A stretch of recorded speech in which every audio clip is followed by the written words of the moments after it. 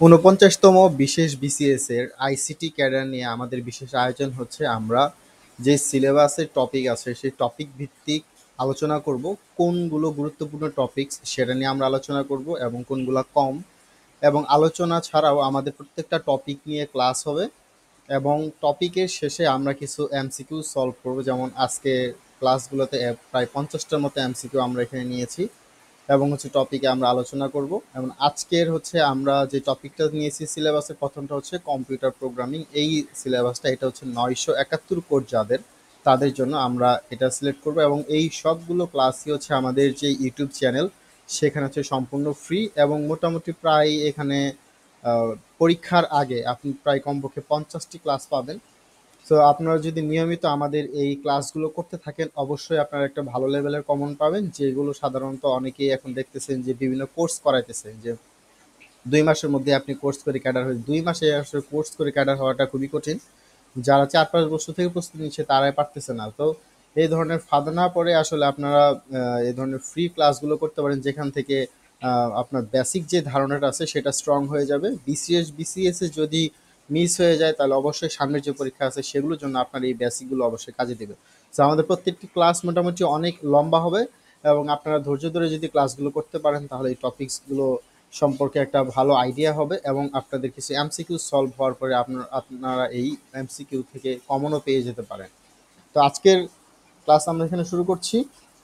তো আমাদের আজকের যেই টপিকগুলো সেই টপিকগুলোর মধ্যে কিন্তু কম্পিউটার প্রোগ্রামিং। সো এইখানে সিলেবাসের মধ্যে এখানে অনেকগুলো টপিক দেওয়া আছে, তারা মোটামুটি অবজেক্ট ওরিয়েন্টেড প্রোগ্রামিং এবং সি প্রোগ্রামিংয়ের যে বেসিক জিনিসগুলো রয়েছে সেগুলো কম্বাইন্ড করে একটা চ্যাপ্টার করছে। সো এই চ্যাপ্টার থেকে আমরা গুরুত্বপূর্ণ যে জিনিসগুলো পড়বো, আমাদের পড়া উচিত হচ্ছে প্রবলেম সলভিংয়ের যে টেকনিক, এই টেকনিকটা আসলে মূলত কিভাবে কাজ করে বা কতগুলো টেকনিক আছে আপনাদের পড়া উচিত। এরকম কতগুলো টেকনিক আছে, কোন টেকনিক কিভাবে কাজ করে, বা নর্মালি প্রবলেম সলভিং টেকনিকটা আসলে কেন প্রয়োজন, আমরা প্রবলেম সলভিং কেন করব। তারপরে একটা অ্যালগোরিদম যে আছে এই অ্যালগোরিদমটা কিভাবে কাজ করে বা অ্যালগোরিদমটা কোন জায়গায় আমি ব্যবহার করতে পারি, প্র্যাকটিক্যাল লাইফে কোথায় ব্যবহার করতে পারি, অথবা আমি আসলে এই অ্যালগোরিদমটা আমার কেন প্রয়োজন। এমন প্রশ্ন থাকবে যে আপনার 3 থেকে 4টা অ্যালগোরিদম দেওয়া আছে, যে এই 4টে অ্যালগোরিদমের মধ্যে কোনটার কমপ্লেক্সিটি কম, কোনটার কমপ্লেক্সিটি বেশি, হ্যাঁ কোনটার মধ্যে টাইম কম লাগতেছে। এই জিনিস প্রশ্নগুলোই হচ্ছে একদম বেসিক এবং এগুলোই আসবে। কেন বিসিএস এ এইসব বেসিক প্রশ্ন আসে? কারণ বিসিএস এর অন্যান্য প্রশ্ন আপনি দেখবেন তারা একদম বেসিক লেভেল থেকে প্রশ্ন করে, অ্যাডভান্স প্রশ্ন থাকে সর্বোচ্চ 10 থেকে 12টা। আর আপনার ওই ব্যাংকের সাথে এইটা তো অনেক তুলনা। আমাদের বাজারে যে সকল বই পাওয়া যায়, বিশেষ করে আপনি যদি দেখেন যে ক্লাউড আইটি, স্ট্যাক আইটি, তাছাড়া হচ্ছে কমপ্লেক্ট আইটি, আরও বিটবক্স, মোটামুটি সবাই আপনার ব্যাংককে টার্গেট করে করা, ব্যাংক এবং হচ্ছে যারা পাওয়ার সেক্টরে করতেছে তাদেরকে টার্গেট করে কিন্তু এই বইগুলো করা আছে। তো আপনি বিসিএস এর জন্য স্পেশালি বই কিন্তু যারা দেওয়া, তারাও বিসিএস লেখা থাকলেও তারা কিন্তু কম্বাইন করে আসলে এভাবে করে রাখছে। তো এভাবে স্পেসিফিকলি আপনি কোনো বই ফলো না করে আপনাকে টপিক পড়তে হবে এবং টপিক অনুযায়ী এমসিকিউ যদি আপনি সলভ করতে পারেন বেসিকভাবে তাহলে আপনার মাথায় কাজ করবে। যেমন আজকের প্রবলেম সলভিং টেকনিক থেকে আপনার কি ধরনের প্রশ্ন আসতে পারে, যে প্রশ্ন আসতে পারে যে এটা আসলে নিচের কোনটি আসলে অ্যালগোরিদম সম্পর্কে সঠিক। তো আপনি দেখেন যে যদি আপনি ইংলিশের প্রশ্ন আপনি যদি চুজ করেন অ্যাপ্লাইয়ের সময় যে ইংলিশের প্রশ্ন হবে না বাংলায়, তো যেটাই হোক আপনার যেটা স্বাচ্ছন্দ্য আপনি সেভাবে করতে পারেন। তারপর আপনার দেখেন যে প্রশ্ন হচ্ছে আপনার ফ্লো চার্ট অ্যালগোরিদমের মধ্যে একটা পার্থক্য কী। তো এর আগে তো বললাম যে কী ধরনের প্রশ্ন হইতে পারে। তো এই হচ্ছে আপনার প্রশ্নের একটা ধারণা। এবং আমরা পরবর্তীতে দেখি যে আমাদের প্রোগ্রামিং ইন সি থেকে আপনার দেখেন যে ডাটা টাইপ, ডাটা টাইপের মধ্যে থেকে আপনার যে প্রশ্নগুলো আসতে পারে যে এইখানে হচ্ছে আপনার দেওয়া থাকলো যে এটা কোন ডাটা টাইপ, অথবা হচ্ছে নিচের কোনটি সঠিক ডাটা টাইপ নয় বা এই সঠিক ডাটা নয়, অথবা দেখা গেল যে এটা আসলে কি আমরা প্রোগ্রামিংয়ে ইনিশিয়ালাইজ করতে পারবো কিনা বা করতে পারবো না। আপনার একটা গুরুত্বপূর্ণ প্রশ্ন হচ্ছে আই প্লাস প্লাস এবং প্লাস প্লাস আই, এটা থেকে একটা প্রশ্ন মোটামুটি মাস্ট আসবেই। সো এটা নিয়ে আমাদের ভিডিও আছে, আপনার লিঙ্কে কমেন্ট দেওয়া থাকবে। সো লুপ কিভাবে কাজ করে, for loop, while loop, do loop, এটা নিয়ে কিভাবে কাজ করে এটারও আমাদের একটা ভিডিও আছে যদিও। তাছাড়াও আমরা সামনে অবশ্যই ক্লাস করব এবং যেগুলো হচ্ছে আমরা যে অপারেটর প্রিসিডেন্স নিয়ে, আমরা লুপ নিয়ে আমাদের সামনে ক্লাস থাকবে। সো এগুলো নিয়ে আমরা পরবর্তীতে আলোচনা করব। তো এই লুপের মধ্যে থেকে আপনার প্রশ্ন যেগুলো আসতে পারে যে একটা কোড দেওয়া থাকলো সেটার আউটপুট কি হতে পারে, এইটা হচ্ছে একটা কথা। আর ম্যাক্সিমাম সময় আপনার হচ্ছে মানে ব্যাংকের মধ্যে প্রশ্ন আসে যে এটার কমপ্লেক্সিটি কি। সো এখানে হচ্ছে আসলে কমপ্লেক্সিটির মতো প্রশ্ন আসবে না, যে একটা কোডের কমপ্লেক্সিটি এখানে আর আসবে না। সো এই প্রশ্নগুলো আসলে আপনার পড়ার মতো অতটা এক্সট্রা পড়ার প্রয়োজন নাই, যেগুলো অ্যাডভান্স। সাধারণত অনেকে চিন্তা করতেছে যে একটা বই নিয়ে বসলো, ক্লাউড আইটির মতো একটা কঠিন একটা বই নিয়ে বসলো এবং তারা শুরু করবে প্রথম থেকে শেষ পর্যন্ত। এরপর রয়েছে অ্যারে, যে অ্যারে আসলে কিভাবে কাজ করে। একটা প্রশ্ন হচ্ছে অ্যারের ইন্ডেক্স কিভাবে বাউন্ড হয়ে যায়। তারপর হচ্ছে যেমন ধরেন আপনার একটা অ্যারে হচ্ছে 5টা ফিল্ডের অ্যারে, আপনার এখানে ইনপুট নেওয়া হচ্ছে 6টা। তো এটা এখানে কি আউটপুট আসতে পারে, অথবা দেখা গেলো আপনার 5টা আছে, আপনি 4টা ইনপুট নিলেন আর বাকিগুলোর অবস্থা কি হলো, সেখানে তার রেজাল্ট যদি প্রিন্ট করা হয় সেটার রেজাল্ট কি আসবে। তো আপনার এর মধ্যে হচ্ছে আপনি একটা লুপ চালাইছেন অ্যারে নিয়ে, তাহলে সেই এর মধ্যে আপনার ইন্ডেক্স বেশি হয়ে গেছে কম হয়ে গেছে, সেটার আউটপুট কি হতে পারে। এই যে বেসিকটা, এই বেসিকগুলি হচ্ছে আপনার পরীক্ষার হলে আসে। সো এইগুলা আপনার গুরুত্বপূর্ণ। এখন হচ্ছে ফাংশনস, ফাংশনটা হচ্ছে আপনার এই যে call by reference, call by value, এটার দেখবেন যে অনেক বই বা আপনি যদি গুগলে সার্চ দেন যে এটার মধ্যে একটা পার্থক্যটা কি, এই পার্থক্যটাও আপনি মানে সরাসরি দেখতে পারবেন যে ভ্যালু এবং রেফারেন্সটা কি। সো আমাদের সামনে এই টপিকগুলো আমরা আলোচনা করব প্রত্যেকটাই। সো পয়েন্টার, পয়েন্টার একদম বেসিক করতে পারেন যে পয়েন্টার নর্মাল হচ্ছে যে পয়েন্টার থেকে আপনার আউটপুট আসে, অথবা পয়েন্টারের এইটাকে কিভাবে আপনার ইনপুট নিতে হয়, অথবা এই পয়েন্টারের একটা রেজাল্ট দিলে এটা থেকে কীভাবে আউটপুট আসে। এই সকল বেসিক জিনিসই আপনার প্রশ্নতে আসবে। একদম কঠিন কোনো প্রশ্ন আসলে বিসিএস এর এগুলোতে আসে না। যেই কারণে আপনার এটা মনে হয় পরীক্ষার হলে গিয়ে যে আসলে জিনিসগুলো অনেক কঠিন। কারণ হচ্ছে আমাদের এত, এত টপিক পড়ার পরে সব কিন্তু মনে থাকে না। যে কারণে আমাদের কাছে মনে হচ্ছে টপিক। তবে কম্পেয়ার টু ব্যাংক অনেক ইজি প্রশ্ন হবে। তাই আপনার সামনে আগাতে পারেন। সো স্ট্রিং নিয়ে আলোচনা করবেন, যে স্ট্রিং এর মধ্যে আপনার বিভিন্ন ধরনের ফাংশনস, তো স্ট্রিং ফাংশনগুলো কিভাবে কাজ করে। তারপর ফাইল অপারেশন আপনার এটা না পড়লেও চলবে। তারপরেও হচ্ছে আপনি ফাইলের আসলে ইনপুট আউটপুট কিভাবে নিতে হয়, এটা হচ্ছে আপনি দেখে নিতে পারেন। সো এটার এখান থেকে হচ্ছে আপনার সাধারণত কোনো আউটপুট জেনারেটের প্রশ্ন আসবে না, যে এটার আউটপুট কী হবে, এটা হচ্ছে আপনি কীভাবে করবেন, এগুলো হচ্ছে রিটেনে আসে। সো এখানে আসলে এটা রিটেনের জন্য খুব গুরুত্বপূর্ণ। যদি প্রশ্ন খুব হার্ড হয় তখন এখান থেকে প্রশ্ন আসতে পারে চাইলে। সো আপনি এটা স্কিপ করতে পারেন চাইলে। এরপর হচ্ছে আপনার প্রোগ্রামিং এর মধ্যে যে কনসেপচুয়াল যে বিষয়গুলো আছে, যে প্রোগ্রামের আপনার এখানে দেখেন হচ্ছে টেস্টিং, ডিবাগিং। সো ডিবাগিং জিনিসটা কি, আপনি হচ্ছে আপনি যখন একটা কোড রান করবেন তখন কোডটা প্রথমে হচ্ছে কম্পাইল টাইম কী হবে, রান টাইম কী হবে, কীভাবে এটা কম্পাইল টাইম রান টাইম কাজ করতেছে, কখন এটা আউটপুট রেডি করতেছে। তখন সি এর মধ্যে দেখা যাচ্ছে রিটার্ন জিরো কীভাবে কাজ করে। আপনার হচ্ছে যে ইনপুট আমরা যে লিখি, যে ধরেন হচ্ছে হ্যাশ দিয়ে শুরুতে যে আমরা ইনক্লুড করি, যে এইগুলোর মিনিংটা কি। তারপর হচ্ছে আমরা যে ম্যাথ ডট এইচ নিয়ে আসি, এইগুলো কেন ব্যবহার করি, এই প্রশ্নগুলো আপনার হচ্ছে জানা প্রয়োজন। তো এই প্রশ্নগুলো আপনার একটু জানার প্রয়োজন। তারপর হচ্ছে আপনি দেখেন যে স্ট্রাকচার প্রোগ্রামিংয়ের মধ্যে আপনার দেখবেন যে টপ ডাউন, বটম আপ, এইগুলো মনে হয় কেন আসে এই টপিকটার মধ্যে, এইটা হচ্ছে গুরুত্বপূর্ণ। টপ ডাউন এবং হচ্ছে বটম আপ, আপনি এই জিনিসটা হচ্ছে এখান থেকে পড়বেন। এরপর আমাদের প্রশ্ন ধরেন হচ্ছে এই যে প্রোগ্রামিং ল্যাঙ্গুয়েজের এখানে দেখেন আপনার ওওপি, এই ওওপির মধ্যেই আপনার প্রসিডিউরাল এবং ওওপির মধ্যে পার্থক্য কি, জিনিসটা এরকম হচ্ছে। আপনার মেন বিষয়টা হচ্ছে যে ওওপির যে একটা মানে সুবিধা, সেটা হচ্ছে মানে কি কি সুবিধা আপনার এখানে আসতে পারে। যে বিসিএস এর মধ্যে কিন্তু প্রশ্ন কিন্তু এরকম আসে যে ওওপির সুবিধা নিচের কোনটি ওওপির সুবিধা নয়, অথবা কোনটা প্রসিডিউরাল নয়, এই ধরনের প্রশ্ন। তো এটা এই প্রশ্নগুলো আপনি যখন কনসেপ্টটা ক্লিয়ার থাকবে, তাহলে তখন আপনি বুঝতে পারবেন যে ওওপির যে কনসেপ্টগুলো কি। যেমন আপনি নিচে দেখেন যে এনক্যাপসুলেশন, ইনহেরিটেন্স, পলিমরফিজম, এগুলো কিভাবে কাজ করে। এটা আপনাকে আসলে জানতে হবে, যে পলিমরফিজম আসলে কিভাবে কাজ করে, ইনহেরিটেন্স কিভাবে কাজ করে। এটা যদি আপনি না জানেন, কখন আপনি ইনহেরিটেন্স ব্যবহার করবেন, কখন পলিমরফিজম ব্যবহার করবেন, এটা আপনার খুবই গুরুত্বপূর্ণ জানা উচিত। সো অ্যাসেম্বলি ল্যাঙ্গুয়েজ থেকে আপনার অ্যাসেম্বলি ল্যাঙ্গুয়েজের তেমন কিছু প্রশ্ন আসবে না। ওইখান থেকে আপনার দেখা যেতে পারে যে অ্যাসেম্বলি ল্যাঙ্গুয়েজের যে কোডগুলো আছে, হ্যাঁ, যেমন অপকোড কোনটা কি, ঠিক আছে। তারপরে হচ্ছে আপনার হচ্ছে যে অ্যাসেম্বলার, কম্পাইলার কোনটা কীভাবে কাজ করে, এই এই ধরনের প্রশ্ন আপনি পড়বেন। দেখেন এখানে একটা হচ্ছে আপনার বেসিক আমি যে এমসিকিউটা দেখি, যে which of the following translates assembly code into machine code. So assembly কোডকে মেশিন কোডে কনভার্ট করে, এবং এটা কখন কনভার্ট হয়। প্রশ্নটা হচ্ছে এরকম যে কখন কনভার্ট হয়, আবার এটা কেন করব। এই আপনি যখন এই উত্তরগুলো দেখবেন যে কখন, কোথায়, কিভাবে, এই প্রশ্নগুলো যদি আপনি একটা টপিক সম্পর্কে যদি জাস্ট গুগলেও যদি সার্চ দেন, তখন আপনি এইটার একদম সব কিছু জেনে যাবেন। তো এই প্রশ্নগুলো নিয়েও আমরা ভবিষ্যতে আলোচনা করব। দেখেন আমাদের এরপর হচ্ছে মাল্টি থ্রেডিং, এটা একটু ধরেন হচ্ছে হাই লেভেল চলে যায়, যেটা আসলে বিসিএস এর মধ্যে না আসার সম্ভাবনাই বেশি। তো আপনার ফাংশন এবং ক্লাস কীভাবে কাজ করে, ফাংশন আর ক্লাস জিনিসটা কী, এদের মধ্যে পার্থক্যটা কী, এবং হচ্ছে আপনার মাল্টিপল ফাংশন বা মাল্টিপল ক্লাস এইগুলো হচ্ছে নিয়ে আপনি পড়তে পারেন। এবং হচ্ছে আপনার দেখেন অনেক সময় যদি তারা যে বিসিএস এর মতো একটু ব্যাংকের মতো একটু কঠিন করতে চায়, তখন আপনার দেখা গেল যে পাইথন থেকে প্রশ্ন করতে পারে, সি প্লাস প্লাস থেকে প্রশ্ন করতে পারে, এমনও আছে তারা হচ্ছে জাভাস্ক্রিপ্টের একটা আউটপুট দিয়ে দিতে পারে। তো এগুলো হচ্ছে একটু এক্সেপশন, যে মানে এই ধরনের হার্ড কোশ্চেন হয়তো আপনার একটা থাকে বা ম্যাক্সিমাম দুইটা, যে এই দুইটার জন্য আপনি মানে এটা আসতে পারে নাও আসতে পারে। তবে একটা প্রশ্ন তো অন্তত দেয়ই তারা, যেগুলো কঠিন করার জন্য। সো ওই একটার জন্য আপনি মনে করেন যে কয়েকদিন সময় নষ্ট না করে আপনি মনে করেন বেসিকগুলো যদি পড়েন, যেহেতু পরীক্ষায় ১০০-র মধ্যে কিন্তু আপনি ১০০ পাবেন না, এটাই হচ্ছে টার্গেট, আপনার কিছু ছেড়ে দিতে হবে। সো এভাবে পড়বেন, যেহেতু অল্প সময় এখন আমাদের হাতে, মোটামুটি ২ মাসের মতো সময় আছে। তো এইভাবে পড়তে হবে। তখন হচ্ছে আপনার মেশিন, এই যে মেশিন ল্যাঙ্গুয়েজ আপনার দেখেন, এই যে মেকানিক ল্যাঙ্গুয়েজ প্রোগ্রামিং এখানে দেওয়া আছে, যে মেশিন ল্যাঙ্গুয়েজ প্রোগ্রামিং।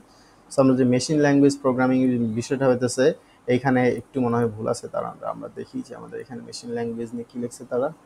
সো এখানে হচ্ছে mechanic language, mechanics language programming. So এটা সম্ভবত তার একটা জিনিস কম্বাইন করে রাখছে, আপনি এটা স্কিপ করতে পারেন। নর্মালি হচ্ছে কেন এই সব টপিকগুলো আপনি স্কিপ করবেন, আম, কারণ হচ্ছে এই টপিকগুলো আপনি যখন ৪ বছরে কিন্তু যখন গ্র্যাজুয়েশন করছেন, তখন এই টপিকগুলো কিন্তু নর্মালি পরীক্ষার হলে কিন্তু খুব বেশি কমন পড়ে না। সো এটা হচ্ছে কথা। সো আপনার এইটা আসলে হয়তো আমার মনে হয় এটা মেশিন ল্যাঙ্গুয়েজ লেখা উচিত ছিল। যাই হোক, এখন এটা হচ্ছে আপনার দেখেন অ্যাসেম্বলি আর হচ্ছে মেশিন ল্যাঙ্গুয়েজের মধ্যে যে আপনার নর্মালি বেসিক, ঠিক আছে, এটা আপনার মেশিন ল্যাঙ্গুয়েজটা, মেশিন ল্যাঙ্গুয়েজ প্রোগ্রামিংটা কি, এটা ওরা হয়তো আসলে মেশিন ল্যাঙ্গুয়েজ সম্পর্কে আপনার বোঝার চেষ্টা করছে, যে কতগুলো মেশিন ল্যাঙ্গুয়েজ আপনার হচ্ছে এখন বর্তমানে এটা ইউজ হতেছে। দেখেন অ্যাসেম্বলি ল্যাঙ্গুয়েজ নিয়ে আপনি আলোচনা করবেন, এই বিষয়গুলো। সো আমরা সমস্যা নয়, ভবিষ্যতে আমরা দেখবো যে এই টপিকটা আসলে কি, এটা এই যে অপেক্ষাকৃত ধরেন হচ্ছে কম গুরুত্বপূর্ণের মধ্যে চলে আসছে, যেহেতু একদম নিচের দিকে। সো এই টপিকগুলো নিয়ে আমি আরেকটু বিস্তারিত দেখতে হবে, যে এটা আসলে তারা কি বোঝানোর চেষ্টা করছে। আপাতত আমি এক্সপ্লেন করতে পারতেছি না, সেই জন্য দুঃখিত। ঠিক আছে, তো আমরা দেখেছি এখন ধরেন আপনার যে সি প্লাস প্লাস এবং জাভা নিয়ে তারা কিন্তু একটা টপিক দিয়ে রাখছে, দেখেন সি প্লাস প্লাস অথবা জাভা। সো এখানে কিন্তু পিএইচপির কোনো আলোচনা নাই, তার মানে অবশ্যই আপনার এমন হইতে পারে যে সি প্লাস প্লাসের মধ্যেও আপনার যে বেসিক সিনটেক্স আছে, ঠিক আছে, তারপর সেখানে অ্যাক্সেস মডিফায়ারগুলো কীভাবে কাজ করে, সেগুলো আপনার অবশ্যই ধারণা রাখতে হবে। কারণ access modifier C plus plus এবং জাভা মোটামুটি কিন্তু সব জায়গায় সেম, কোনো জায়গায় সমস্যা নাই। কনস্ট্রাক্টর, ডিস্ট্রাক্টর, তারপর হচ্ছে আপনার ট্রাই কেস ব্লক, এইগুলো নিয়ে আলোচনা। সো আমরা ভবিষ্যতে এই সকল ক্লাস করব। তা আমাদের দেখেন যে যদি এই উপরের যে টপিকগুলো নিয়ে আমরা আলোচনা করছি, সেই টপিকগুলো থেকে আমরা যদি একটা স্যাম্পল কোশ্চেন দেখি যে কেমন স্যাম্পল এমসিকিউ আসতে পারে, যেমন ধরেন অ্যালগোরিদমের থেকে প্রশ্ন, যে ক্যারেক্টারিস্টিক্স নয়, একটা অ্যালগোরিদমের গুড ক্যারেক্টারিস্টিক্স না কোনটা। সো এটা কিন্তু একটা একদম ভেরি বেসিক প্রশ্ন। আপনি যদি অ্যালগোরিদমটা কিভাবে কাজ করতেছে শুরু থেকে শেষ পর্যন্ত এটা যদি না জানেন, তাহলে কিন্তু আপনি এই প্রশ্ন উত্তর দিতে পারবেন না। সো আপনার এই বেসিকটা কিন্তু জানা উচিত, এবং এইগুলোই বিসিএসে আসে। সো এই সব প্রশ্ন কিন্তু আবার আপনার ইসেতে আসবে না, ব্যাংকে আসবে না। ব্যাংকে কখন আসবে, ব্যাংকের হচ্ছে একদম ইজি প্রশ্ন যেগুলোতে হয়, অথবা ইজি যে একটা থাকে, তারা ৪০টা প্রশ্ন যদি করে, এর মধ্যে ১০টার মধ্যে হয়তো এটা আসতে পারে এরকম। যাই হোক, ফ্লো চার্টের মধ্যে দেখেন decisions making in flow chart represents, কোন সিম্বলটা কি কাজ করতেছে। ফ্লো চার্টের মধ্যে আপনার বেশ অল্প কয়েকটা সিম্বল আছে, খুব বেশি কিছু নাই। ফ্লো চার্ট কোনটা কীভাবে কাজ করতেছে, কীভাবে ঘুরে আসতেছে, আপনি যদি 2টা ফ্লো চার্ট দেখেন তাহলে হবে। আমাদের ফ্লো চার্টের ক্লাসও থাকবে। সি এর দেখেন যে ইন্টিজারের যে 32 বিট আর্কিটেকচার, এখানে তার সাইজ কত হয়, এটা হচ্ছে একটা প্রশ্ন। আপনার সি কন্ট্রোল স্ট্রাকচার, কন্ট্রোল মানে ইফ এলস লুপস কীভাবে কাজ করে, এটা দেখেন নর্মালি কিন্তু একটা আউটপুট, হ্যাঁ, কোড স্নিপেট আপনাকে একটা কোড দিয়ে দিবে যে এটার আউটপুট কী হতে পারে। হ্যাঁ, নিচে কোনটি তার আউটপুট, অথবা হচ্ছে এটার মানে এমনও হতে পারে যে আপনার একটা আউটপুট দিয়ে দিল। যদি অ্যাডভান্স প্রশ্ন তারা করতে চায়, তো 4টা হচ্ছে আপনার অপশন দিয়ে রাখবো, যে কোনটাতে লুপ ঠিকঠাক মতো কাজ করতেছে, এরকম কিছু। তো আপনার লুপ যদি আপনি বেসিকভাবে বুঝেন যে লুপের আউটপুট, এবং হচ্ছে আপনার অবশ্যই জানতে হবে যে লুপের ভিতরে লুপ কীভাবে কাজ করতেছে, হ্যাঁ, এটা জানতে হবে। দেখেন যে পয়েন্টারের মধ্যে কি following pointer expression evaluate to, ঠিক আছে, তার মানে এখানে হচ্ছে পয়েন্টারের একটা কোড। সে পয়েন্টারের কোডের আউটপুটটা কি, ফাংশনস। আপনি দেখেন যে call by value, call by reference, এটা হচ্ছে একদম একটা কমন টপিক, এখান থেকে মাস্ট একটা প্রশ্ন আপনি পাবেন। সো ওওপি এর কনসেপ্ট এনক্যাপসুলেশন আসলে কিভাবে কাজ করে, সে কোনটাকে আসলে বোঝায় যে এটা একটা এনক্যাপসুলেশন। সো আপনি দেখেন এনক্যাপসুলেশন সম্পর্কেও আপনার যদি ধারণা না থাকে তাহলে আপনি এটা কিন্তু পারবেন না। So assembly language is translate, assembly language কি সে ট্রান্সলেট হয়ে যায়, ঠিক আছে? এটা মেশিন কোডে হয় না অন্য কোডে হয় না সি প্রোগ্রামিং এর কোড হয়ে যায় না, বিহাইন্ড দ্য সিনে কি হয় মেশিন ল্যাঙ্গুয়েজটা যখন আমরা একটা কোড লিখে অ্যাসেম্বলি ল্যাঙ্গুয়েজটা লিখে যখন আমরা সেটা রান করি তখন কি হয়। তো এই বিষয়গুলো আপনাদের ধারণা রাখা উচিত। দেখেন প্রোগ্রামিং এর স্টাইল, ঠিক আছে, গুড প্রোগ্রামিং প্র্যাকটিস, এটা হচ্ছে প্রোগ্রামিং এর স্টাইল তারা লেখা রাখছে, কিন্তু তাদের কিন্তু প্রোগ্রামিং এর একটা স্টাইল সম্পর্কে আছে। সো প্রোগ্রামিং এর স্টাইলের যে টপিকটা, এটা নর্মালি হচ্ছে আপনার যে ফরম্যাটিং, কোডের ফরম্যাট কি, আপনি হচ্ছে কতটুকু যে মানে স্পেস রাখা উচিত, কীভাবে কী রাখা উচিত, হ্যাঁ এইগুলা। তারপর হচ্ছে আপনার ফাংশনস, আপনি ধর একই ফাংশনস বারবার ব্যবহার করতেছেন না, যেই ফাংশনটা আপনি বারবার ব্যবহার করবেন সেটাকে কেন একবার ইউজ করবেন, এ ধরনের প্রশ্ন আপনার আসতে পারে। এরপর হচ্ছে আপনার জাভা কি কি ধরনের language, Java is OP programming language, তো এই ধরনের প্রশ্ন এগুলো তো একদম ভেরি বেসিক্স, তো এগুলো আসার মতো প্রশ্ন না, কিন্তু তারপরেও প্রশ্ন, কারণ আম, তারা কিন্তু একটা মডারেট হিসাব করে, যেগুলো বেসিক প্রশ্ন সবাই পারবে, মানে না পড়লেও পারবে এরকম একটা টপিক। সো এরপর মাঝামাঝিতে যাবে, এরপর একদম হাই লেভেলে যাবে। সো এইভাবে হচ্ছে কোশ্চেনগুলো প্যাটার্ন হয়। সো এইগুলো একদম আবার ফেলনাও নয়, আবার এইসব প্রশ্ন মনে করুন পরীক্ষা হলে মোটামুটি আসে। তো আপনার এই টপিক থেকে আমি মোটামুটি যেটা পাইছি যে এই জিনিসটা পাইনি, যদিও আমি এখানে লিস্টে রেখে দিছি, কেন কারণ হচ্ছে যে এটা সম্পর্কে যদিও আমার এখনও ধারণা নেওয়া উচিত যে মূলত তারা এটাতে কী বোঝাইতে চাইছে। সো এইটা ব্যতীত আর বাকি যে টপিকগুলো আছে সেখান থেকে আপনি ধরেন হচ্ছে মাল্টি থ্রেডিং আপনার পড়ার প্রয়োজন নাই, এক্সেপশন হ্যান্ডেলিং এটাও আসলে তেমন প্রশ্ন আসে না, আপনার আসতে পারে যে এক্সেপশন হ্যান্ডেলিং নিয়ে জাস্ট এমন যে এক্সেপশন হ্যান্ডেলিং আপনি কেন ব্যবহার করতেছেন, কোথায় ব্যবহার করতেছেন, জাস্ট এই দুইটা প্রশ্ন যথেষ্ট। এর বাইরে আর এখান থেকে পড়ার কোনো প্রয়োজন নেই। তো এখানে হচ্ছে যেমন ধরেন তারা দেওয়া আছে যে মেকানিক, তো নর্মালি আমি আসলে সেটাকে আসলে মেশিনের মতো চিন্তা করতেছি। তো যাই হোক তারা এটা দিয়ে কি চিন্তা করছে সেটা আমি জানি না, সেই কারণে এটাকে আসলে কম গুরুত্বপূর্ণ অপশনে রাখছি, যদিও এর পরবর্তীতে আমার কাছে যদি মনে হয় গুরুত্বপূর্ণ এটা নিয়ে আমরা আলোচনা করব। আর অ্যাডভান্স ওপি পড়ার কোনো প্রয়োজন নেই, অযথা সময় নষ্ট, ঠিক আছে, আপনার বেসিক জানলেই যথেষ্ট। আপনি ইনহেরিটেন্স পলিমরফিজম এনক্যাপসুলেশন সম্পর্কে জানেন যথেষ্ট আপনার। এই টপিকগুলো যদি আপনি মোটামুটি এভাবে কাভার করতে পারেন টপিক অনুযায়ী তাহলেই হয়ে যাবে। সো আজকে টপিকের মধ্যে আমরা দেখেন প্রবলেম সলভিং টেকনিক যেগুলো আছে সেগুলো নিয়ে মোটামুটি বেশ কিছু প্রশ্ন করছি। আপনার এই প্রশ্নের অপশনগুলো আছে এখানে দেওয়া আছে নর্মালি, কারণ এই ধরনের অপশন দেওয়া থাকে এবং কারেক্ট আনসার কোনটা এইভাবে একদম টেবিল আকারে সাজায় ফেলছি। আপনারা চাইলে এই পিডিএফটার লিঙ্ক থাকবে সেটা ডাউনলোড করে এগুলো একবার দেখতে পারেন। সো একবার দেখলে আপনার হয়তো মনে না থাকলেও অন্তত দুইবার দেখা উচিত। দুই তিনবার আপনি যদি দেখেন এখান থেকে আপনার বেসিক মোটামুটি ক্লিয়ার হয়ে যাবে। সো আমরা একটু দেখি যে আসলে জিনিসটা কি। দেখেন অ্যান অ্যালগোরিদম ইজ এ, অ্যালগোরিদমটা কি, এই ধরনের প্রশ্নগুলো থাকে। অ্যালগোরিদম কিন্তু আসলে একটা প্রসেস যেটা হচ্ছে স্টেপ বাই স্টেপ কাজ করে। সো এইটা হচ্ছে আপনার জানতে হবে যে স্টেপ বাই স্টেপ প্রসিডিউরটা হচ্ছে আসলে অ্যালগোরিদম। এখন আপনার দেখেন যে which of this is not a characteristic of A good algorithm, তো গুড অ্যালগোরিদমের ক্যারেক্টারিস্টিক নয়, আমরা কিন্তু বেসিক স্যাম্পল দেখে আসছি যে এই ধরনের প্রশ্নগুলো পরীক্ষা হলে আসে। সো এখন দেখেন যে ফাইনাইটনেস, তারপর হচ্ছে এফেক্টিভনেস, অ্যাম্বিগুইটি, হ্যাঁ কোনটা হচ্ছে আপনার গুড অ্যালগোরিদমের একটা ক্যারেক্টারিস্টিক্স না। দেখেন অ্যাম্বিগুইটি এর মানেটা হচ্ছে যে আপনার অস্পষ্ট একটা জিনিস। সো সহজ ভাষায় আপনি যদি বুঝেন যে এটা হচ্ছে একটা অস্পষ্ট জিনিস অথবা ক্লিয়ার না যে আসলে আপনার ক্যারেক্টারিস্টিক্স কী। সো যেই ধরেন একটা ফাংশন কি কাজ করতেছে সেটা আপনার কাছে ক্লিয়ার না অথবা তাহলে সেটাই কিন্তু আপনার আসলে অ্যালগোরিদমের ক্যারেক্টারিস্টিক্স না। সো আপনি যখন একটা অ্যালগোরিদম করেন, অ্যালগোরিদম করার আগে কিন্তু একটা ফ্লো চার্ট বা সুডো কোড লেখেন যে এই লাইনের পর এটা কাজ করবে, এটা কাজ করবে। সো সেখানে যদি আপনার একটা ফাংশন থাকে যেটার আসলে আপনি অস্পষ্ট যে এটা কি কাজে লাগতেছে অথবা লাগতেছে না, সো এইটা হচ্ছে আপনার ক্যারেক্টারিস্টিক্স, কিন্তু আসলে ভালো ক্যারেক্টারিস্টিক্স নয়। সো এটা হবে এখানকার আনসার। দেখেন ফ্লো চার্ট এ ডিসিশন নেওয়ার জন্য কোন ধরনের সিম্বল ব্যবহার করা হয়। আপনার একটা রেক্টেঙ্গল থাকে চার কোণা, আপনার হচ্ছে প্যারালালোগ্রাম থাকে, একটা ডায়মন্ড থাকবে, ডায়মন্ডের মতো একদম সার্কেল থাকবে, আরেকটা হচ্ছে সার্কেল থাকবে। সো আপনার একদম যেটাকে আপনি ডিসিশন মেকিং নেবেন যে এইটাই হচ্ছে কি ফাইনাল ডিসিশন, ঠিক আছে, তখন আপনি আসলে ডায়মন্ডে যাবেন অবশ্যই। এখন দেখেন which of the following represents input অথবা output in a flow chart. So input এবং আউটপুট কোনটাতে দেখায়, ইনপুট এবং আউটপুট কিন্তু প্যারালালোগ্রামের মধ্যেই দেখায় আপনার, ঠিক আছে। সো প্যারালালোগ্রাম কি, আপনি যে জিনিসগুলো বুঝতেছেন না আপনার কাজ হবে কপি করা, এবং গুগলে হচ্ছে সার্চ দেওয়া। এখন যেহেতু গুগল আছে, চ্যাট জিপিটি আছে, আপনি চাইলে গুগলে সার্চ করতে পারেন, চ্যাট জিপিটিতে সার্চ করতে পারেন, আপনার ইচ্ছা।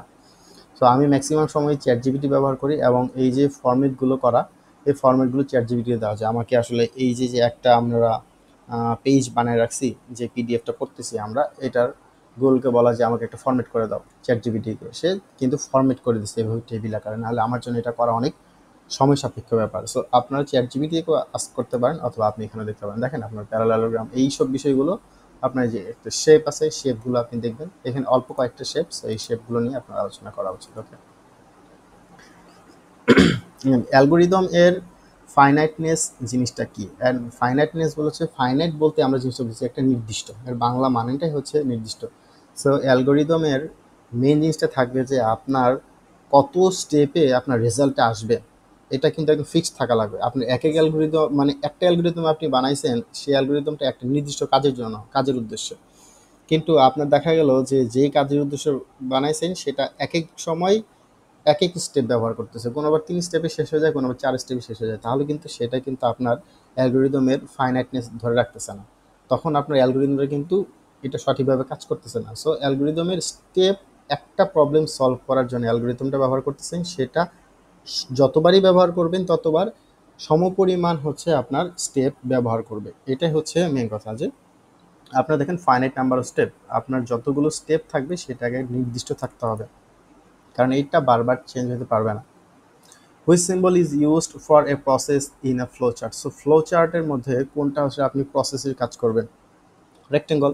সো রেক্টেঙ্গলে হচ্ছে আপনি প্রসেস কাজ করবেন, ডায়মন্ড দিয়ে হচ্ছে আপনি আপনার যে ফাইনাল ডিসিশন সেটা নেবেন।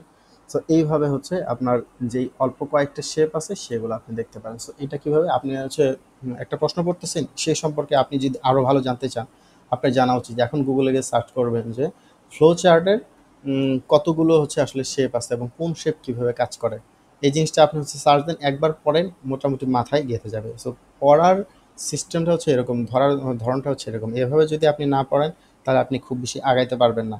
একটা এমসিকিউ যদি আপনি এভাবে মুখস্থ করেন যে an algorithm must have at least কি, এটার আনসার শুধু মুখস্থ করলেন 1 আউট। সো এটা যদি আপনি ধরেন হচ্ছে মুখস্থ করেন, এই অপশনটার সামনে পিছনে কি আছে এটার যদি আপনি পুরো ধারণা না থাকে, তাহলে তো এইটা আপনার পুরোপুরি সময় নষ্ট হচ্ছে, আর কিছুই নাই। সো অ্যালগোরিদমের মধ্যে অবশ্যই একটা আউটপুট থাকতে হবে মিনিমাম, সো না হলে কিন্তু সেটা একটা অ্যালগোরিদম হবে না। সবগুলো স্টেপ শেষ করে সে একদম ফিনিশিংয়ে আসবে, আসার পরে কিন্তু একটা আপনার আউটপুট দেখাতেই হবে মাস্ট। সো এটা খুবই গুরুত্বপূর্ণ প্রশ্ন, এবং এটা আসার মতো প্রশ্ন পরীক্ষার হলে। দেখেন pseudocode is written in, pseudocode কীভাবে রাখা হয়? আমরা কিন্তু সুডোকোড একটা প্রোগ্রামিং ল্যাঙ্গুয়েজ দিয়ে লিখি, তারপর হচ্ছে মেশিন ল্যাঙ্গুয়েজে লিখি, অ্যাসেম্বলি ল্যাঙ্গুয়েজ, ন্যাচারাল ল্যাঙ্গুয়েজ। আমরা ন্যাচারাল ল্যাঙ্গুয়েজ আমরা আমাদের মতো বাংলায় যদি লিখে দিয়ে আসি সুডোকোড, তাও কিন্তু পরীক্ষার হলে আমরা মার্ক পাই আসছি। সো ন্যাচারাল ল্যাঙ্গুয়েজে আপনি হচ্ছে সুডোকোডটা রাখেন। ফ্লো চার্ট এর যে অ্যারো আছে, অ্যারো কি নির্দেশ করে? অ্যারো কোন দিকে যাচ্ছে, এটা হচ্ছে নির্দেশ করে। দেখেন ফ্লো অফ কন্ট্রোল, অ্যারো কোন দিকে যাচ্ছে, আমরা ধরেন হচ্ছে একটা অ্যারো দিয়ে দিলাম হচ্ছে সে উপর থেকে আসলো নিচের দিকে, তাহলে অ্যারো আপনাকে শো করবে যে আপনি আসলে উপর থেকে নিচের দিকে আসছেন, এরকম কিছু একটা আছে। এইটার কাজটা প্রথমে উপরে আসবে, তারপর নিচে আসবে। Which is true about an algorithm? So algorithm সম্পর্কে কোনটি সঠিক? মাস্ট বি কমপ্লেক্স, অ্যালগোরিদম আপনার কমপ্লেক্স হতে হবে, অ্যালগোরিদম ইনফাইনাইট হতে হবে, অ্যাম্বিগুয়াস হতে হবে, অস্পষ্ট হতে হবে, ইনফাইনাইট এটাও ধরেন ইনফাইনাইট হতে হবে, এরকম হচ্ছে। Must be effective, must be effective বলতে কি, আপনি একটা কাজ করছেন, একটা অ্যালগোরিদম বানাইছেন, স্টেপ বাই স্টেপ কাজ, সেটাকে অবশ্যই একটা রেজাল্ট দিতে হবে আপনাকে। ওকে, যে কারণে এটা উত্তর হচ্ছে মাস্ট বি এফেক্টিভ। সো এই প্রশ্নগুলো জানাতে, which of this is not an advantage of using a flow chart? So কোনটা হচ্ছে আপনার অ্যাডভান্টেজ নয় ফ্লো চার্টের? আপনি দেখেন easy to understand, easy to modify, time consuming, effective communication. So আপনার দেখেন যে অ্যাডভান্টেজ কোনটা যদি আপনি একটা ফ্লো চার্ট ব্যবহার করেন, এটা সহজভাবে আমি বুঝতে পারতেছি কীভাবে কাজ করতেছে, কোন জায়গা থেকে কোন কোন স্টেপের পরে কোন স্টেপ আসতেছে, এবং আমাকে কিন্তু এয়ারও দিয়ে শো করতেছে, এবং আমি দেখা গেল যে একটা স্টেপে গিয়ে আটকে গেলাম, তো আমি কিন্তু সেখানে অ্যারো দিয়ে সেটাকে আরেক স্টেপে নিয়ে যেতে পারি, মানে মডিফাই করতে পারি। এখন হচ্ছে দেখেন এফেক্টিভ কমিউনিকেশন, মানে এই আমার একটা অ্যারো দিয়ে দেখাইলাম যে রেক্টেঙ্গলের এইখানে গেল, সেখানে একটা প্রসেস হচ্ছে, আরেকটা অ্যারো দিয়ে সেখান থেকে ধরেন হচ্ছে ডায়মন্ডে গেল, এটা রেজাল্টের জন্য। সো এই যে তারা আবার উল্টা ব্যাক করে চলে আসতে পারে, যে একটা রেজাল্ট পাইলাম, পাওয়ার পরে সেটা ঘোরায় আরেকটা কাজ করে আবার রেক্টেঙ্গলে আরেক প্রসেস নিয়ে আসবে। সো এটা হচ্ছে কিন্তু এফেক্টিভ একটা কমিউনিকেশন হচ্ছে তাদের নিজেদের মধ্যে মানে আউটপুট নিয়ে সেটা আবার কাজ করতেছে, এই ধরনের আউটপুট। সো এটা একটা বেসিক ধারণা। তাহলে আপনার হচ্ছে ফ্লো চার্টটা দিয়ে আপনার যে স্টেপগুলো আছে সেই স্টেপগুলোর মধ্যে একটা কমিউনিকেশন হয় রেজাল্ট নিয়ে অথবা প্রসেস নিয়ে। তাহলে আপনাদের অ্যাডভান্টেজ কোনটা না এখানে, যে টাইম কনজিউমিং। অবশ্যই আমরা ফ্লো চার্ট করি যেন আমাদের কাজগুলো খুব সহজ হয় এবং দ্রুত গতিতে কাজটা শেষ হয়, সেই জন্য হচ্ছে আমাদের অ্যালগোরিদমও এবং ফ্লো চার্ট দুইটি আমরা ব্যবহার করি। সো অ্যালগোরিদমের এফেক্টিভনেস বলতে আসলে মূলত কী বোঝায়, যে অ্যালগোরিদম কীভাবে এফেক্ট হবে সেটা হচ্ছে আমরা জানি। Then instructions must be clear and executable. Instruction must be vague, vague এর বাংলা হচ্ছে অস্পষ্ট। So infinite step, use of programming language. So আপনার দেখেন যে এফেক্টিভনেস বলতে কী বোঝায়, যে আপনি একটা অ্যালগোরিদম করছেন, এটা কি এফেক্টিভ, যে এখানে প্রোগ্রামিং ল্যাঙ্গুয়েজ যেহেতু ব্যবহার করছে এটা একটা এফেক্টিভ। বিষয়টা এরকম না, আপনার প্রোগ্রামিং ল্যাঙ্গুয়েজ ছাড়াও কিন্তু নর্মালি আমরা অ্যালগোরিদম ব্যবহার করি। সো মানে কোনো একটা স্টেপ, ফিক্সড একটা স্টেপের মাধ্যমে আপনি যদি একটা রেজাল্ট পান সেটা অ্যালগোরিদম। এটাতে আপনি প্রোগ্রামিং ল্যাঙ্গুয়েজ ব্যবহার করেন বা না করেন, আপনি রিয়েল লাইফে কিন্তু অনেক ধরনের কাজ করতেছেন যেটা একদম নির্দিষ্ট ফিক্সড, যে ফিক্সড কাজগুলোই করতেছেন সেটাও কিন্তু একটা অ্যালগোরিদম। সো এখানে বুঝতে হবে যে আপনার, তাহলে অবশ্যই এই ইনস্ট্রাকশনটা হচ্ছে মাস্ট একদম ক্লিয়ার এবং এক্সিকিউটেবল। আপনার যতগুলো ইনস্ট্রাকশন সেখানে থাকবে স্টেপ বাই স্টেপ, প্রত্যেকটা স্টেপ বুঝতে হবে যে এখানে ক্লিয়ার আছে স্টেপগুলো এবং সেটার রেজাল্ট কিন্তু এক্সিকিউটেবল। মোটামুটি আমরা উপর থেকে এখন পর্যন্ত যতগুলো টপিক নিয়ে আলোচনা করছি সেগুলো কিন্তু এই যে অ্যালগোরিদমের এবং ফ্লো চার্টের যে বেসিক সেটা কিন্তু মোটামুটি মাথায় আস্তে আস্তে গেছে যেতেছে, কারণ কিছু এমসিকিউ যেগুলো এখানে নেওয়া হয়েছে সেগুলো কিন্তু রিপিটেটিভ। দেখেন এই একই প্রশ্ন কিন্তু আমরা একটু আগে পড়ে আসছি, তো পড়ে আসছি, জাস্ট হচ্ছে একটু ধরনটা চেঞ্জ হয়েছে, কিন্তু এটা আসলে যা পড়া উচিত। Rectangle in flow chart denotes মানে আপনার হচ্ছে যে রেক্টেঙ্গল দিয়ে ফ্লো চার্টে কী কাজ করে আমরা কিন্তু একটু আগে দেখে আসছি, অবশ্যই প্রসেস কাজ করে, আমরা কিন্তু একই প্রশ্ন পড়ে আসছি। সো এই রিপিটিটিভ পড়ার একটাই কারণ হচ্ছে যে আপনি একটা প্রশ্ন একবার পড়লেন, পড়ার পরে সেটার একটু চেঞ্জ হয়ে আরেকবার পড়লেন, অবশ্যই সেটা আপনার মাথায় গেঁথে গেল। আমরা কিন্তু এটা একটু আগে পড়ে আসছি যে মানে প্রসেস, একটা ফ্লোয়ের প্রসেসটা কী দিয়ে হয় সেটা কিন্তু আনসার ছিল রেক্টেঙ্গল, আর এখন হচ্ছে দেখেন রেক্টেঙ্গল দিয়ে কী হয় সেটা হচ্ছে প্রসেস, জাস্ট একই জিনিস। সো একই জিনিস কিন্তু আপনাকে একটু রিপিটিটিভ পড়তে হবে, কেন, যেন আপনার একদম মাথায় গেঁথে যে 4-5টা জিনিস এই অধ্যায়ের মধ্যে যে বেসিক জিনিসগুলো আছে একদম বেসিক কিন্তু আসলে খুব বেশি নেই।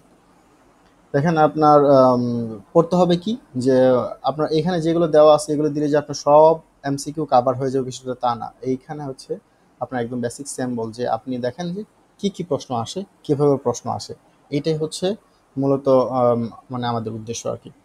So oval symbol in flow chart. So flow চার্টের মধ্যে আপনার যখন ওভাল সিম্বল হয়, সো ওভাল সিম্বলটা কি, সো ওভাল সিম্বল আপনি যদি একটু ধারণা যদি এরকম নিতে চান, যখন আপনি একটা পিডিএফ পড়বেন, একটা প্রশ্ন পড়বেন, তখন আপনার কাজ হচ্ছে গুগলে সার্চ দেওয়া, এভাবে গুগলে সার্চ দেবেন। সো ওভাল সিম্বলটা কি, আপনি দেখেন যে ওভাল সিম্বল নিয়ে যদি পড়ে না থাকে, দেখেন ওভাল সিম্বলের আপনার কাজ হচ্ছে, দেখেন এটা হচ্ছে এক্লিপস মূলত। সো এটাকে আপনাকে বলা হয় যে একটা ও এর মতো থাকবে কিন্তু বাট নট ও। তো পরীক্ষা হলে দেখা গেল যে আপনি, দেখা গেল যে এক্লিপস দিয়ে থাকতে পারে, যে এক্লিপস দিয়ে আসলে কি করে ফ্লো চার্টের মধ্যে, তখন আপনি বুঝতে পারবেন যে এটা একদম এক্লিপস এরকম থাকে, ঠিক আছে, সেটা হচ্ছে স্টার্ট এবং এন্ড হয়। কিন্তু যখন দেখা গেল ওভাল সিম্বল সম্পর্কে আপনার ধারণা নাই, কিন্তু পরীক্ষা হলে দিয়ে রাখছে ওভাল সিম্বল, তখন আপনার এক্লিপস জানেন কিন্তু এটা জানেন না, তাহলে পরীক্ষা হলে জিনিসটা মিস করবেন। তো মাঝে মাঝে এরকম ধরনের কিছু ওয়ার্ড আছে যেগুলো আপনার একটু জানা উচিত, এবং তারা কিন্তু এই ধরনের প্রশ্নটা ঠিকই প্রশ্ন করে যেটা আমরা জানি কিন্তু আমরা আনসার দিতে পারতেছি না। এইটাই হচ্ছে মূলত কথা। বিসিএস এর পরীক্ষা হলে এর আগে যারা অ্যাটেন্ড করছে বিসিএস এর এমসিকিউতে, প্রিলিমিনারিতে, তারা জানে যে পরীক্ষা হলে আমি জানি কিন্তু আমি পারতেছি না। সো এইটা হচ্ছে মানে সবার একটা কমন সমস্যা। তো which step comes first in problem solving, যখন আপনি প্রবলেম সলভিং করবেন তখন আপনার সর্বপ্রথম কাজ কী হবে, যে আপনার প্রবলেমটা সম্পর্কে জানা, যে আপনি প্রবলেম আগে বুঝতে হবে যে আপনি প্রবলেমটা কী, প্রবলেম নিয়ে আপনি এখন বসছেন সেটাকে সলভ করবেন, সেটার যদি পুরো বিষয় না জানেন তাহলে আপনি প্রবলেম সলভ করতে পারবেন না। তো প্রবলেম ডেফিনেশনটাই হচ্ছে এখানকার আনসার। দেখেন আপনার pseudocode is mainly store, pseudocode কখন ব্যবহার করা হয়, সুডোকোডটা আপনার হচ্ছে অবশ্যই ব্যবহার করবেন যখন আপনি কোন স্টেপ বাই কোন স্টেপে কাজটা করবেন সেটার যে একটা প্রাথমিক ধারণা, হ্যাঁ একটা যৌক্তিক ধারণা নিচ্ছেন যে এটার পর এটা কাজ করবে, এটার পর এটা কাজ করবে, সেখানে কিন্তু ইফ এলসের মতো আপনি দিতে পারেন যে এটা আন্ডার এটা, এটা হলে এইভাবে যাবে, এখান থেকে হয়ে যাবে। সো একটা যে যৌক্তিক ধারণা প্রাথমিক, সেটার জন্য আপনি করতে পারেন, সেটা হচ্ছে একটা লজিক্যাল রিপ্রেজেন্টেশন। আপনি যখন কোডের মধ্যে জিনিসটা লিখবেন এটা কিন্তু সবাই বুঝতে পারবে না, কিন্তু সুডোকোড সবাই বুঝতে পারবে যে কোন লাইনের উপরে কোনটা যাচ্ছে। নর্মালি ফ্লো চার্টও অনেকে বুঝতে পারে না, কিন্তু সুডোকোড বুঝতে পারে, কারণ ওখানে লাইনটা তো ছোট করে দেওয়া। আপনি চাইলে বাংলা সুডোকোড লিখতে পারবেন, সমস্যা তো নাই। What is a limitation of A flow chart? তো ফ্লো চার্টের আসলে লিমিটেশন কি? ফ্লো চার্টের লিমিটেশন হচ্ছে ধরুন টাইম কনজিউমিং। কেন? আপনার ফ্লো চার্টের মধ্যে অনেক ঘুরে পেঁচায় অনেক কিছু থাকতে পারে অনেক সময়, সেটা হচ্ছে আপনার টাইম কনজিউমিং করে, বিষয়টা এরকম। তো কিন্তু ফ্লো চার্ট দিয়ে আপনি নিজে ফ্লো চার্ট রেডি করলেন, রেডি করা এটা আসলে আপনার টাইম কনজিউমিং বিষয় আছে। আপনি সুডোকোড থেকে ডিরেক্ট হচ্ছে প্রোগ্রামিং সেট করে চলে যান, যে আপনি ডাইরেক্ট সুডোকোড দেখছেন, একদিন টাইপ করে আপনি কোড লিখে ফেললেন। আবার অনেকে হচ্ছে সুডোকোড দেখলো, দেখার পর সেটা ফ্লো চার্ট করলো, অথবা আগে ফ্লো চার্ট করলো পরে সুডোকোড করলো, তারপর হচ্ছে একটা স্টেপ। সো অনেকেই এই স্টেপটাকে একটা টাইম কনজিউমিং মনে করে। সো এই জন্য এটার আনসার হচ্ছে আপনার একটা টাইম কনজিউমিং বিষয়। So finiteness properly ensure. So একটা যখন আপনি অ্যালগোরিদম লিখবেন, তখন আপনার ফাইনাইটনেসটা কেন প্রয়োজন, ঠিক আছে? যে ফাইনাইটনেসটা কেন প্রয়োজন, যে 10টা স্টেপে পরে গিয়ে আপনার প্রোগ্রামটা শেষ হবে, এটা যদি আপনি না জানেন তাহলে কিন্তু আপনার আজীবন কাজ করতেই হবে, আপনার প্রোগ্রাম কিন্তু সলভ হবে না। সো এইটা হচ্ছে কথা। সেই জন্য টার্মিনেশন আফটার ফাইনাইট স্টেপ, নির্দিষ্ট স্টেপের পর আপনার প্রোগ্রামটাকে কিন্তু শেষ করতে হবে বা থামতে হবে। Which one is not an advantage of pseudocode? সুডোকোডের অ্যাডভান্টেজ নয় কোনটা? সো ইজি টু রাইট, এটা তো অবশ্যই মনে করেন যে আপনার হচ্ছে ইজি টু রাইট লেখা যাবে। ল্যাঙ্গুয়েজ ইন্ডিপেন্ডেন্ট, আপনি যেরকম ইচ্ছে সেরকম ল্যাঙ্গুয়েজ, আপনি বাংলায় লিখতে পারেন, আপনি ইংলিশতে লিখতে পারেন, বাংলা ইংলিশ মিক্স করে লেখেন, সমস্যা নাই। আপনার হচ্ছে সুডোকোড হচ্ছে ডিবাগিং হেল্প করে, মানে খুব সহজেই আপনি চোখের সামনে পরে পরে বুঝতে পারতেছেন যে না, এটার পরে এটা লিখছি আমি, এই স্টেপটা আসলে আমার কাছে মনে হইতেছে যে এটা ভুল, কারণ এখান থেকে ঘুরে আবার এখানে প্রতিবারে আসতে পারতেছি না, বা এটা সমাধান করতে দিচ্ছে না। সো আপনি একদম চোখের সামনে ডিবাগ করতে পারতেছেন। তারপর হচ্ছে মেশিন এক্সিকিউটেবল। সো এটা হচ্ছে আমাদের আনসার, যেটা অ্যাডভান্টেজ নয়। So algorithm design does not include. অ্যালগোরিদমের মধ্যে আসলে কোনটা ইনক্লুড নাই? অ্যালগোরিদমের মধ্যে দেখেন যে আপনার হচ্ছে প্রবলেম অ্যানালাইসিস করতে হবে, সলিউশন ডিজাইন করতে হবে, আপনার রাইটিং স্টেপ থাকে। সো এখানে হচ্ছে কোডিং হচ্ছে answer. So the which of the following defines definiteness? So আপনার definiteness কোনটা আসলে ডিফাইন করে? স্টেপ আর আনঅ্যাম্বিগুয়াস। অ্যাম্বিগুয়াস মানে হচ্ছে অস্পষ্ট, আনঅ্যাম্বিগুয়াস মানে হচ্ছে যেটা হচ্ছে স্পষ্ট। তার মানে হচ্ছে স্টেপসগুলো আপনার যখন হচ্ছে ক্লিয়ার হবে এবং সেটা হচ্ছে অ্যাম্বিগুয়াস হবে, আনঅ্যাম্বিগুয়াস হবে, ক্লিয়ার হবে এবং স্পষ্ট হবে, সেটাই হচ্ছে কিন্তু আপনার ডেফিনিটনেস প্রকাশ করবে। সো এটার এখান থেকে একটু মিসিং হয়ে গেছে। স্টেপস আর ক্লিয়ার অ্যান্ড আনঅ্যাম্বিগুয়াস, এটা হবে এখানে আনসার। সো ফ্লো চার্টের জন্য কোন টুল ব্যবহার করা হয়? নর্মালি আমরা ফ্লো চার্টের জন্য অনেকগুলো টুল ব্যবহার করি, একদম হচ্ছে গিয়ে বেসিক আপনি কীভাবে হচ্ছে diagram drawing type tools. So আপনি হচ্ছে এই ধরনের এই প্রশ্নগুলো আছে যে এটা কেন ব্যবহার করা হয়, এটার টুলসের নাম কি, অথবা আপনাকে যদি প্রশ্ন দিয়ে দেয় যে কোড ব্লকস কেন ব্যবহার করা হয়। সো এইগুলা এমন না যে এগুলো ফালায় দেওয়ার মতো প্রশ্ন, এগুলো পরীক্ষা হলে আসে। So in problem solving desk checking means. So desk চেকিংটা কি? ডেস্ক চেকিং হচ্ছে dry running on paper. So desk checking হচ্ছে ড্রাই রানিং অন পেপার, এটা হচ্ছে আপনি মাথায় রাখেন। So a good algorithm should be, good algorithm কী হওয়া উচিত? আমার অ্যালগোরিদম অবশ্যই প্রিসাইজ হওয়া উচিত, অবশ্যই প্রিসাইজ হতে হবে। অ্যালগোরিদম কিন্তু কমপ্লেক্স হওয়া উচিত নয়, অ্যালগোরিদম সহজ হতে হবে, প্রিসাইজ হতে হবে, এবং টাইম যেন খুব কম লাগে সেটা হওয়া উচিত। তো প্যারালালোগ্রাম ইন ফ্লো চার্ট। তো প্যারালালোগ্রাম কি করে আমরা একটু আগে কিন্তু দেখে আসছি, যে প্যারালালোগ্রাম দিয়ে আমরা আসলে কি করে একটা ইনপুট এবং আউটপুট নেই, ইনপুট কোথেকে যাবে আউটপুট যাবে, এরকম কিছু একটা, যে এখানে এটা হচ্ছে ইনপুট, এখানে হচ্ছে আউটপুট। আর স্টার্ট এবং ইন্ড হচ্ছে আমাদের এক্লিপস, যেটাকে বলা হয় ওভাল সিম্বল। আর প্রসেস হচ্ছে রেক্টেঙ্গল। এবং ডিসিশনস আমরা কোথা থেকে নিচ্ছি? ডায়মন্ড দিয়ে আমরা ডিসিশন নিচ্ছি, ফাইনাল ডিসিশন। সো এখান থেকে দেখেন আপনি মোটামুটি অনেক টপিকটাই আসলে কভার করতেছেন। তো diamond shape, so diamond shape আপনার কি করে? আমরা এই যে উপর একটু পরে আসছি, ডায়মন্ড শেপ আমাদের আসলে নর্মালি ডিসিশন দেয়। Algorithm is independent. অ্যালগোরিদম কি করে? ইন্ডিপেন্ডেন্ট। কেন? অ্যালগোরিদমের কোন জিনিসটা ইন্ডিপেন্ডেন্ট? আপনি একটা অ্যালগোরিদম আছে, সেটা আপনি যে কোনো প্রোগ্রামিং ল্যাঙ্গুয়েজে সেটা কনভার্ট করে ব্যবহার করেন, সমস্যা নাই। সো এখানে হচ্ছে প্রোগ্রামিং ল্যাঙ্গুয়েজ ইন্ডিপেন্ডেন্ট। আপনি সি দিয়ে করেন, সি প্লাস প্লাস দিয়ে করেন, জাভা দিয়ে করেন, সেটা আপনার ইচ্ছা। তো which of the following is not a problem solving technique? কোনটা প্রবলেম সলভিং এর টেকনিক নয়? দেখেন অ্যালগোরিদম দিয়ে আপনি প্রবলেম সলভ করতে পারতেছেন, ফ্লোচার্ট দিয়ে পারবেন, সুডো করতে পারবেন, কম্পাইলার দিয়ে আপনি একটা প্রবলেম সলভিং করতে পারবেন না। সো কম্পাইলারের কাজ কি সেটা আপনাকে জানতে হবে, কম্পাইলারের কাজ কি। সো আমরা এটা নিয়ে সামনে কথা বলবো, সো আমরা সেদিন আলোচনা করি। Which is not a type of problem solving approach. দেখেন প্রবলেম সলভিং এর টেকনিক কোনটা আর হচ্ছে অ্যাপ্রোচ কোনটা। সো ডিফারেন্সটা হচ্ছে প্রবলেম সলভিং এর টেকনিক হচ্ছে এগুলো, আর অ্যাপ্রোচটা কি, এটা হল অ্যাপ্রোচ যে top down approach. Top down হচ্ছে উপর থেকে নিচের দিকে আপনার যাবে, বটম আপ নিচে থেকে উপর দিকে স্টেপগুলো যাবে, divide and conquer. So divide and conquer নিয়েও কিন্তু অনেক প্রশ্ন আসে, ঠিক আছে। Compile and run, so compile, run time, এইগুলো কিন্তু আসলে কম্পাইলের সাথে মানে আপনার অ্যালগোরিদমের সাথে কিন্তু এটার প্রবলেম সলভিং এর সাথে কোনো কিছু না। এটা হচ্ছে আপনার কোডগুলোকে কম্পাইল করতেছে, কোডটাকে কোথায় রান করতেছে, কোডটা এই বিষয় নিয়ে হচ্ছে কম্পাইলারের কাজ। সো এইগুলো আমরা অন্যদিন দেখব। The arrow in flowchart is called, so arrow যে অ্যারোটা আছে সেই অ্যারোটাতে আমরা কি বলতে পারি, so flow line. So arrow হচ্ছে ফ্লো লাইন, এটা খুবই গুরুত্বপূর্ণ একটা প্রশ্ন হচ্ছে flow line. So structure programming approach in based on, so structure যে প্রোগ্রামিংটা রয়েছে সেই স্ট্রাকচার প্রোগ্রামিংটা আসলে কিসের উপরে আসলে এটা অ্যাপ্রোচ করে। সো স্ট্রাকচার প্রোগ্রামিং সবসময় আপনার হচ্ছে একটা অ্যালগোরিদম এবং ফ্লোচার্ট নিয়ে কাজ করে। So, একটা অ্যালগোরিদম এবং ফ্লোচার্ট, অ্যালগোরিদম এবং ফ্লোচার্টের মধ্যে add two numbers must have. যখন আপনি দুইটা নাম্বার মনে করেন যে অ্যাড করবেন, তখন আপনার কতগুলো স্টেপ আপনার থাকা উচিত, অবশ্যই ফাইনাইট স্টেপ থাকা উচিত। কিভাবে ফাইনাইট স্টেপ, নির্দিষ্ট স্টেপ। আপনি দুইটা নাম্বার যোগ করবেন, এর জন্য তো আপনি এক একবার এক এক রকম স্টেপ নিতে পারেন না। Which is a dry run, so dry run কি হচ্ছে চেকিং লজিক ম্যানুয়ালি। সো আপনার লজিকটা হচ্ছে আপনি ম্যানুয়ালি চেক করতেছেন, এটা হচ্ছে আপনার dry run. Algorithm development comes under which phase, so algorithm আপনি যখন ডেভেলপ করতেছেন তখন সেটা কোথায় যাবে, ডিজাইনের মধ্যে যাবে। সো প্রবলেমের যে ডিজাইনের মধ্যে যাবে। So which is the purpose of using a flow chart, so flow chart আর আমরা কেন ব্যবহার করি, লজিক্যাল রিপ্রেজেন্টেশন। সো এটা আমরা পরে পরে আসছি। So which is not a characteristics of A good algorithm, সেটা হচ্ছে অ্যাম্বিগুয়াস। সো এই প্রশ্ন কিন্তু আমরা উপরে আগে পরে আসছি, বাট এখানে কিন্তু ওয়ার্ডগুলো change.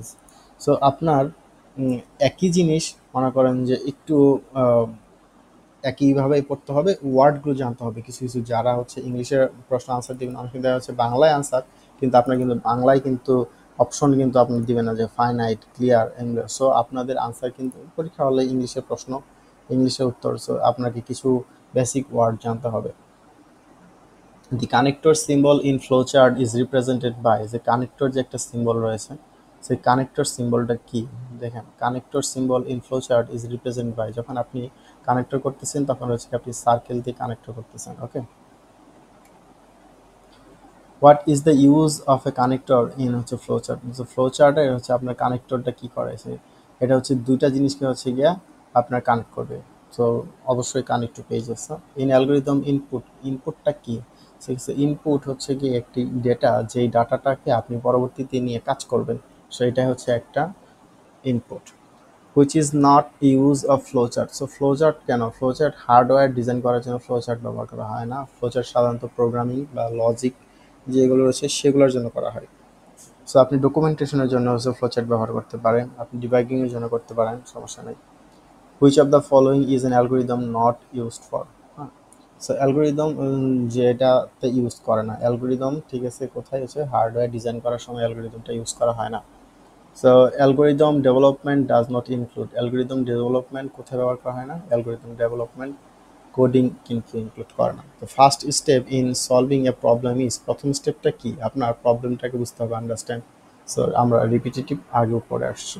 Algorithm must be written in, algorithm কীভাবে লিখতে হবে বুঝছেন, আপনার অবশ্যই এটা হচ্ছে ন্যাচারাল ল্যাঙ্গুয়েজে আর সিম্পল ইংলিশ লিখতে হবে, আপনি সিম্পল বাংলা লিখতে পারেন, সমস্যা নাই। Which is use to check the correctness of the algorithm, so dry run হচ্ছে, ড্রাই রানটা আপনার অবশ্যই কারেক্টনেস করবে যে আপনি অ্যালগোরিদমটা কারেক্ট আছে কিনা। কারণ আপনি যদি ম্যানুয়ালি একটা অ্যালগোরিদম দেখছেন, দেখার পরে কোনো একটা জিনিস আছে যেটাকে আপনি আবার ঘুরে ম্যানুয়ালি আপনার চেক করতে হচ্ছে, তখন এই ম্যানুয়ালি জিনিসটাকে চেক করাটা মানে হচ্ছে dry run. Which is true about pseudocode, so সুডোকোডের বিষয়গুলো কি, সুডোকোড অবশ্যই ল্যাঙ্গুয়েজ ইন্ডিপেন্ডেন্ট, আপনি যেভাবে ইচ্ছে সেভাবে দেখতে পারেন। অ্যালগোরিদম এফিসিয়েন্সি ইনক্লুড, সো অ্যালগোরিদমের যে এফিসিয়েন্সি সেটা আসলে আপনার কী করবে, টাইম, স্পেস অ্যান্ড কমপ্লেক্সিটি এইগুলো নিয়েই কিন্তু আপনার মূলত অ্যালগোরিদমের এফিসিয়েন্সির কাজ।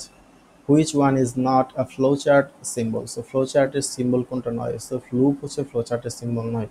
তো আমরা লুপ কীভাবে করি, আমরা কিন্তু কানেক্টর দিয়ে বা হচ্ছে ফ্লো লাইন দিয়ে দেখায় যে এখান থেকে ওখানে যাবে, তারপরে প্রসেসে যাবে, রেক্টেঙ্গলে যাবে, তারপরে ধরেন হচ্ছে ডিসিশনে যাবে। এই ধরনের কিন্তু আমরা ফ্লো লাইন দিয়ে দিয়ে আসলে লুপটা বানাই।